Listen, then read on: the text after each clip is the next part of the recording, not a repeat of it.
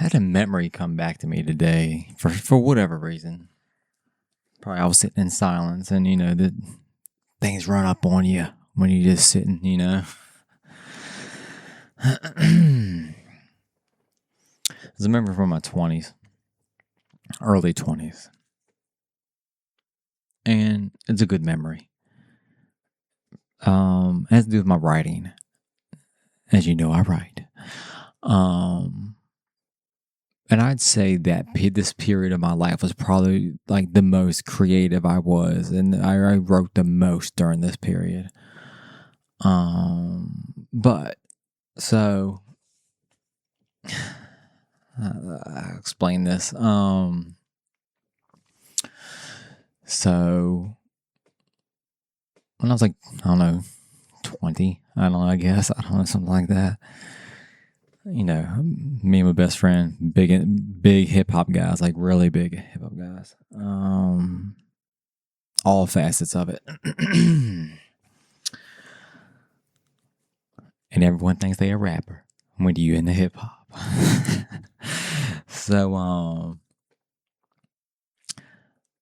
So at that time, message boards were really big. If you know what message boards are, I'm not going to explain this. It's a message board. Message boards were really big at that time.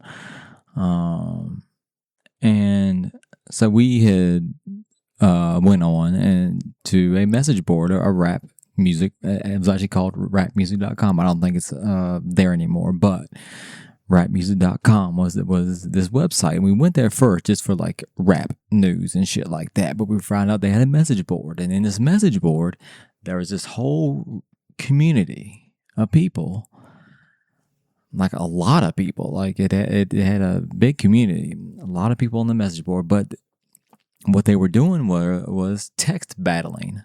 They would, call someone out or call for a battle, and they would write a verse, and post it up, and then, someone else would come do the same, and then people in the community would come vote who won. And we thought that was so dope. So we started doing that. We started text battling. And it was like really fun. It was like a really fun time. And and because there were so many characters on there and people with different personalities and shit, like it really was this whole community. And there were beefs and all this shit. Like it was wild. It was good times. But so I rap battled basically. I text battled for a while. Me and my best friend, we text battled. We were text battlers. We would go out, on the weekends and whatnot, or any night really. We would go out and do what we do whatever, and then we come back home like, hey, let's hop on, let's get a battle or something, And we'd write our verses, and then we throw them up, and we battle people, and you could like be part of crews and shit like that. It was a good time. It was fun.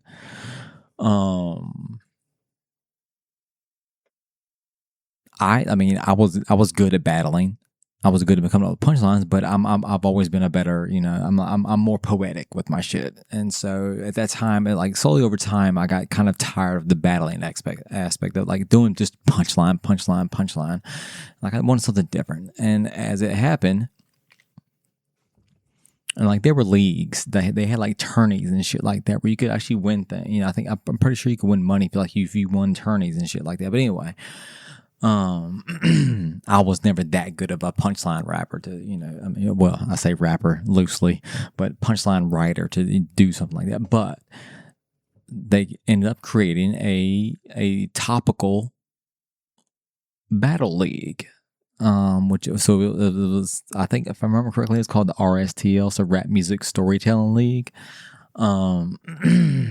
So basically, it's the same thing, except instead of writing punchlines, you are given a group of topics. You pick whatever your topic is, whatever you pick from the group of topics you want to write on. You write a story in rap form, and then you go against someone who does exact same with whatever their topic may be, and people vote on it, and so on and so forth. And like so, it was like you go through the turn. It's basically a tourney every week. You have a champion at the end of the week and whatnot. And so this is what like I was really good at, because I'm more poetic and like I'm more of a storyteller and shit like that. So like I was on my shit. So this is what I did, and so I ended up I was the champion a couple 2 or 3 times. One like under 2 different names, under 2 different usernames. But yeah, so shout out J Weeks from the Pike. That was my original username, J Weeks from the Pike, and then later on I had another account that was Poeticate. But either way, I think about these times, and this is how fun it was, and it was just it's a simpler time, and it was just. It was a little thing, but it was our thing, and it was just so fun to do, and it kept my creative juices flowing by doing it.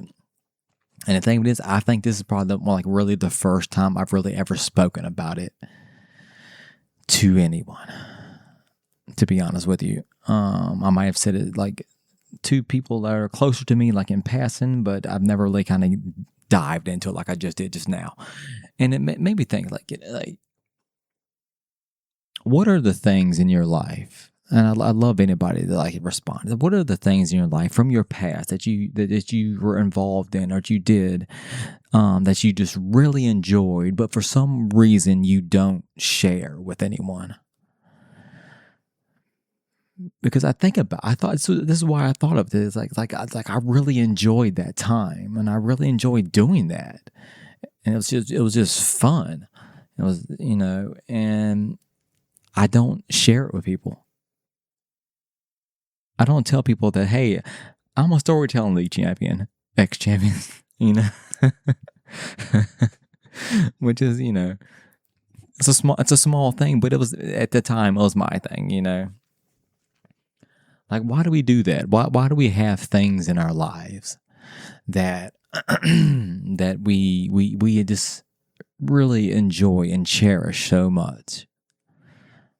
But as time moves on, it starts feeling like something to be ashamed of, or you're embarrassed of it, and so we just don't mention it at all. And maybe that's kind of what it is, because to some it might sound silly, but I don't know. It's one of those things that I found. I wouldn't mind going back to that time. And just reliving that again, because it was just really fun. But I feel like I should, if it comes up, share that type of information with people. Like, hey, I was a pretty dope writer back in the day. I still write, and I feel like I'm still a dope writer. But I don't mean to toot my own horn here, but like those are my days. Those are the days right there. And another thing about it, I wish I had all the stuff I had written from back then. Like, all that stuff is long gone. This was, 20 years ago now, over 20 years. And so, I really wish I had some of that, all the stuff I wrote. But as it is, things get lost as years go by. As you change computers and this, that, and the other. But anyway. Yeah, I think people need to start sharing what they've done in their life that they are, I can say, proud. I guess that you're proud of, or just it's things that you really enjoyed. Just things that you really enjoyed at some point in time that maybe seem small to others or embarrassing or silly, but you really enjoyed that. So I feel like those things should be shared. And so, my question is, what is it that you've, done in your life that may be a small thing, but you really enjoyed that thing? That may be a hobby or something you were a part of, but you don't talk about it at all as an adult. Let me know.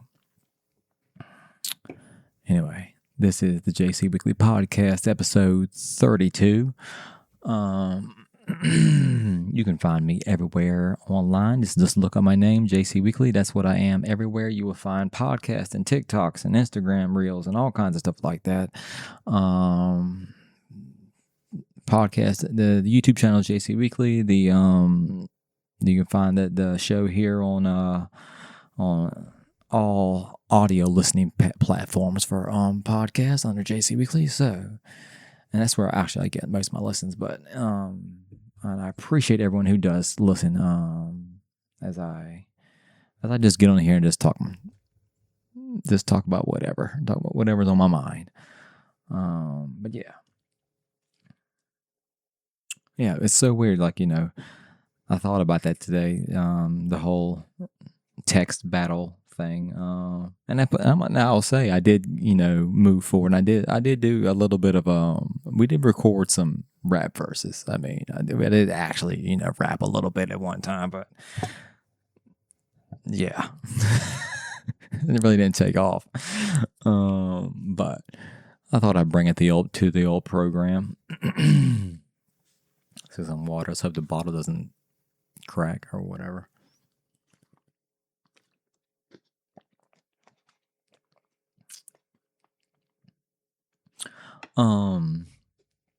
Got a couple topics here that interest me, that I saw and kind of caught my attention. One is a question that was posed to men. And the question is, what is men, such as myself, what is something that bothers you, but you don't act like it does? Now, I feel like this could be, a litany of things.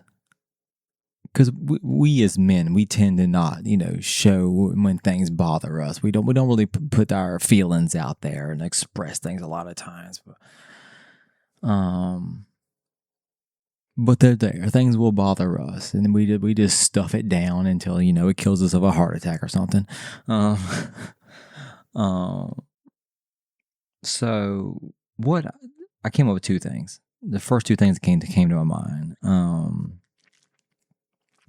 One is more specific to myself, and the second one, I think, honestly, I feel like this might be like a man-wide thing. I'm gonna be honest with you. It's not like totally, but we'll get to that in a second. Something specific to me.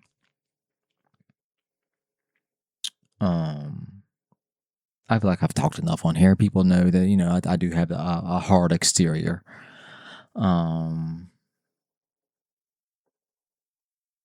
But with relationship type company, when you show a softer side of yourself, that usually isn't, shown. But you decide, and you have that moment where you actually just show it, or you express a worry about something, or whatever it may be.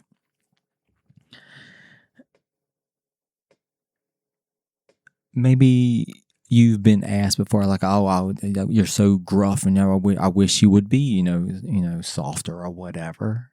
Right? Everyone needs a little bit of softness in their life. And so you do it. And instead of being welcomed, instead of that change being welcomed with open arms, you are instead judged for, how you were feeling. You're expressing your feelings and showing a little softness. You're being judged for it, and or just disregarded.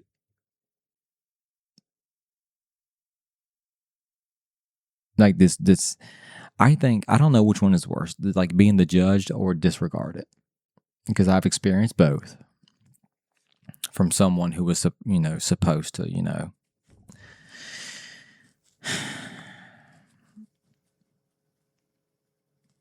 like that's a tough road to walk down when you're having your moment. Like, okay, this is the person that I'm closest to. I should be able to, you know,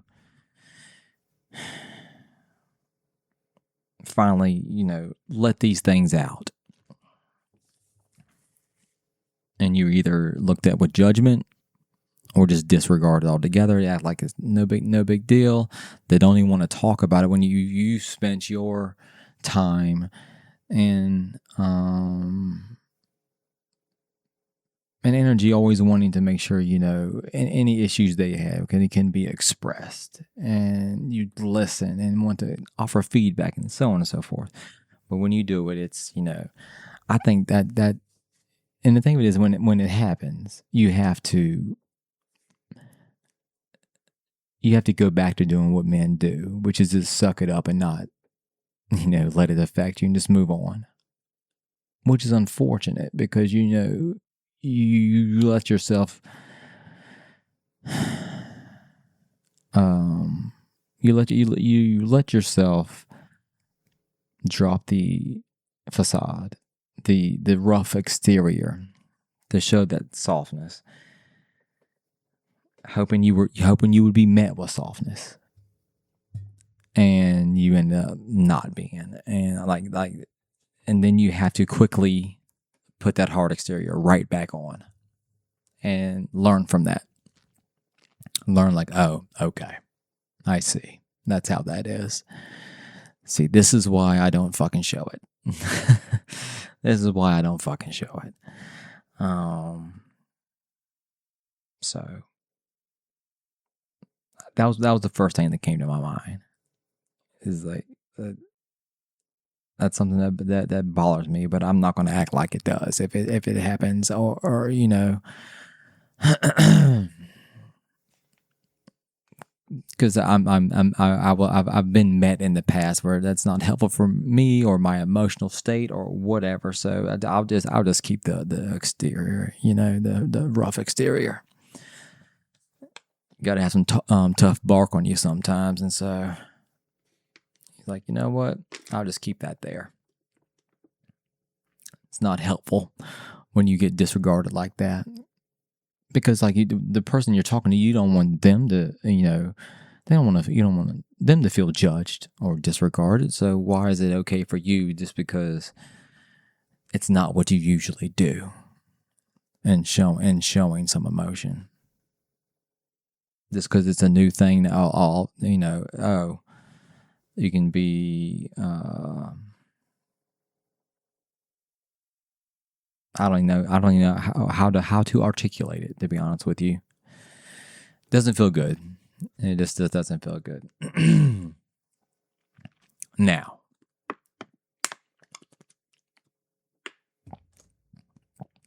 this second one, I think happens to more men, not just myself. I think this happens to a lot of fucking people. Because I feel like there are plenty of women out there who think this way. And so it's at all, well, let me just tell you. Being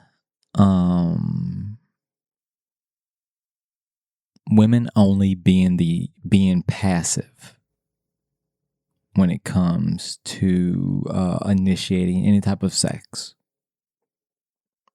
or intimacy, anything, right?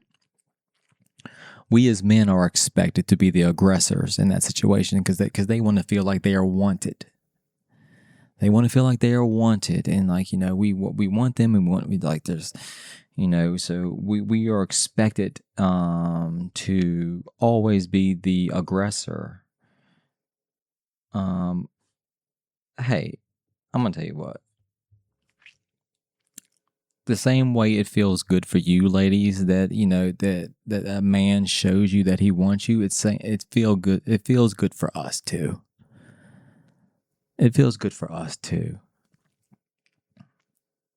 I'm not saying you have to do it all the time, because yes, a lot of times the man does want sex more than a woman does a lot of times, but it's nice to know a woman is, very into you, is very much attracted to you, and, wants to initiate some intimacy with you, without you having to. Just like, out of the blue, it might have been on your mind. You just ain't made your move yet. But if she does it first, oh, that is a plus. That is a plus. What are we talking about? Like, that's bothersome to me. That's a little bothersome to me.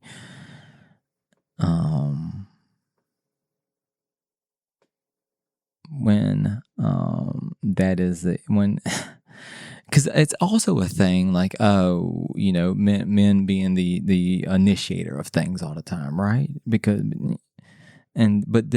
we initiate all the time, then when women start to act like that, all we want is that. It's like no, it's not all we want is that. It's just like, I'm the only initiator, so it seems that way.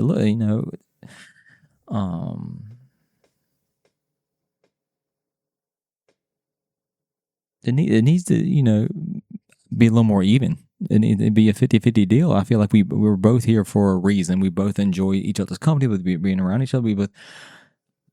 Are you not attracted to me? Do you not want intimacy with me? I feel like we both should get an opportunity to feel like we are both wanted. Is the thing, right? Because everyone wants to feel wanted. And I'll be honest with you, it doesn't even have to be the initiation of sex. Like this, just displays of affection,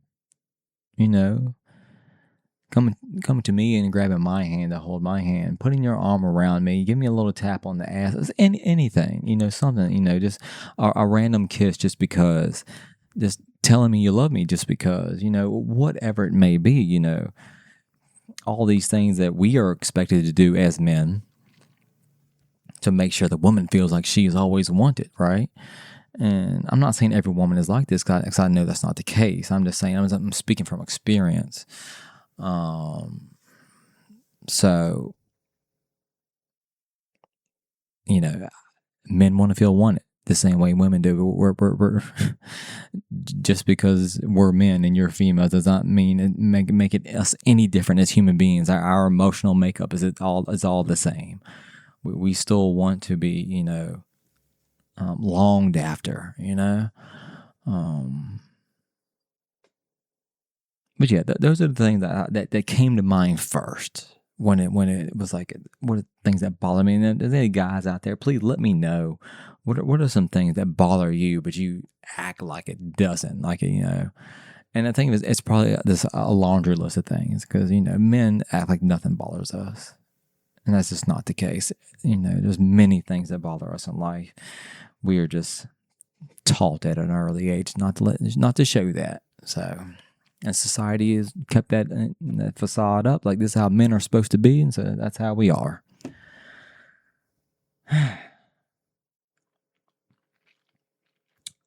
Last topic is a fun one. It's a fun one. It's an interesting thought, something.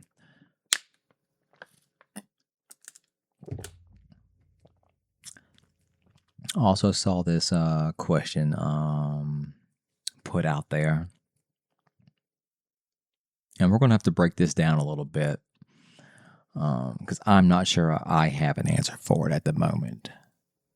So the question is, which is more intimate? Kissing, okay, cuddling, eye contact, or falling asleep tangled together?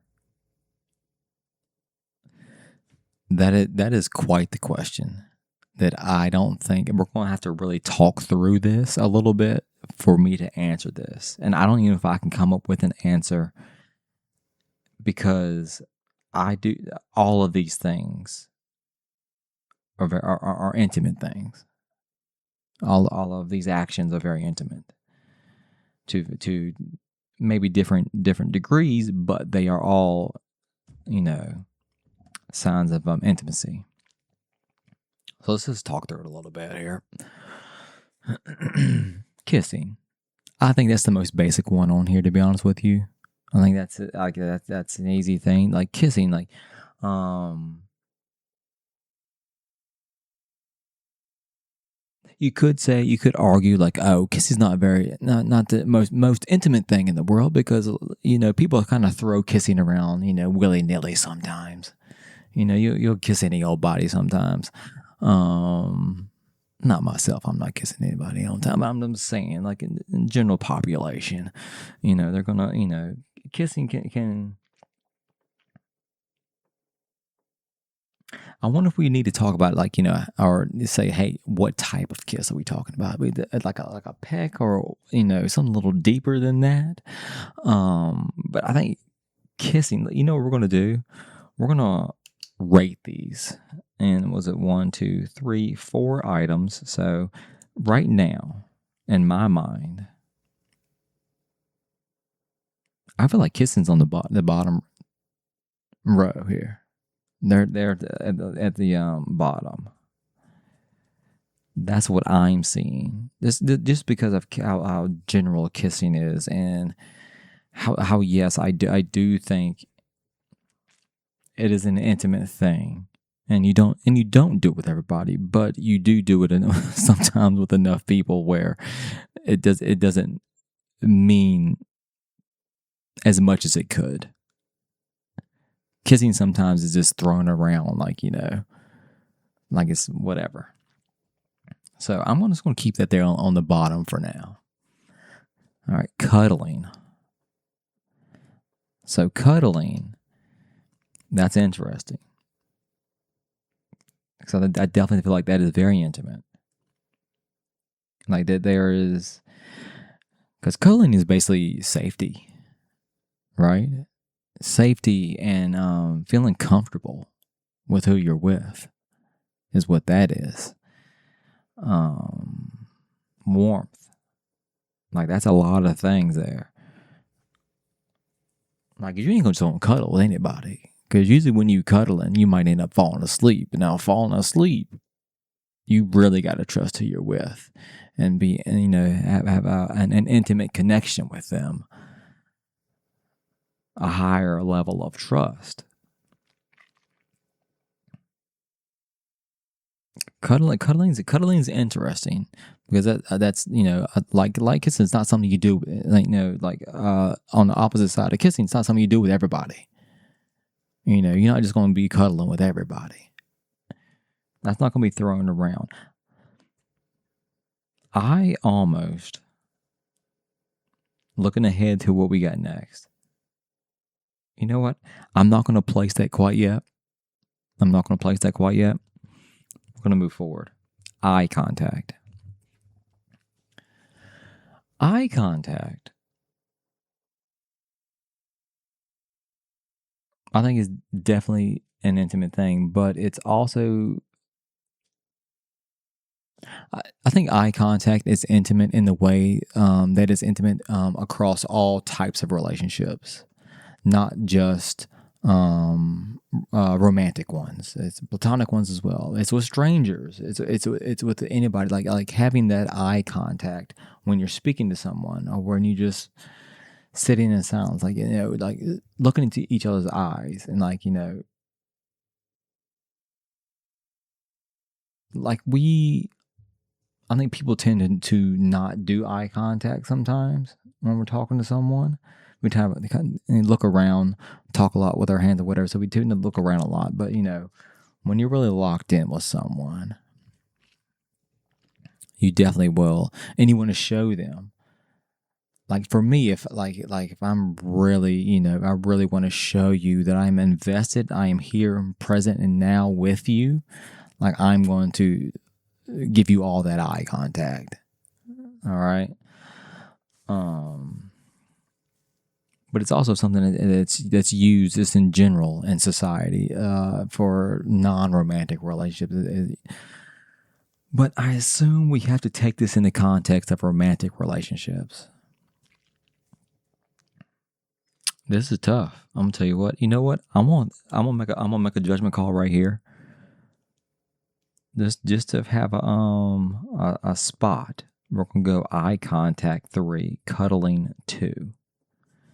This may change after. So obviously we got falling asleep next, and there's only one spot left. So falling asleep, tangled together. I mean, do we think cuddling and the falling asleep could just go together? Right? Because you could start cuddling and just fall asleep in each other's arms. You know, just wrapped up with each other. Like they really could just go hand in hand, and they almost do, because that's like definitely a trust thing and a comfortability thing, like being able to be asleep, be at your most vulnerable, which is asleep. You know, you're not in control of anything around you at that moment. So you're at your most vulnerable, and you trust who that person is laying beside you, tangled up together with him, no less. So there's a lot of vulnerability going on right there.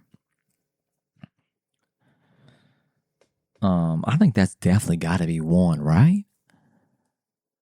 Like you really can't get no more intimate than that.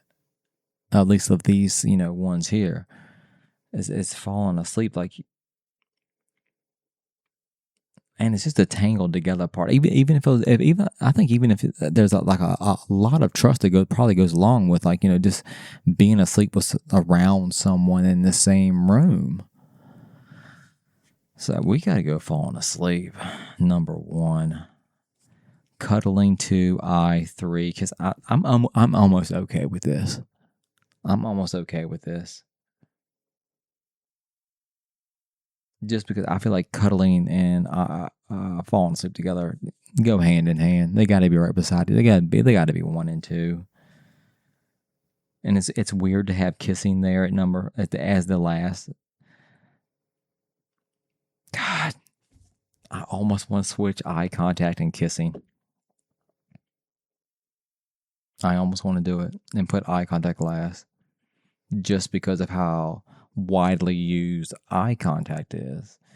You don't kiss everybody. I might have to do it. I'm doing it. We're switching. Okay. Falling asleep, tangled, cuddling, kissing, then eye contact. And I feel like these could change. These could change. You could throw these up in the air and just wherever they fall, that's what it is. But I thought that was an interesting thing. What is more intimate? And I don't know how fun that was to listen to.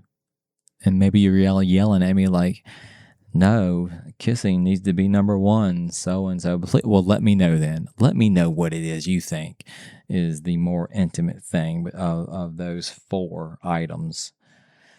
Because I'd love to hear about it. Because I thought it was interesting,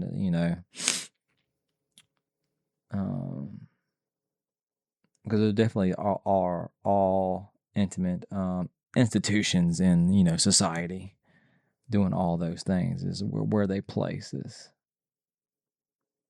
where they place is subjective to whoever is talking about it. But right now I'm talking about it. So, but we're gonna end it right there. This is the JC Weekly Podcast. I appreciate you everybody listening. Please, on any of these topics, get in the comment section. Let me know what you think. I want to know. But until next time, peace.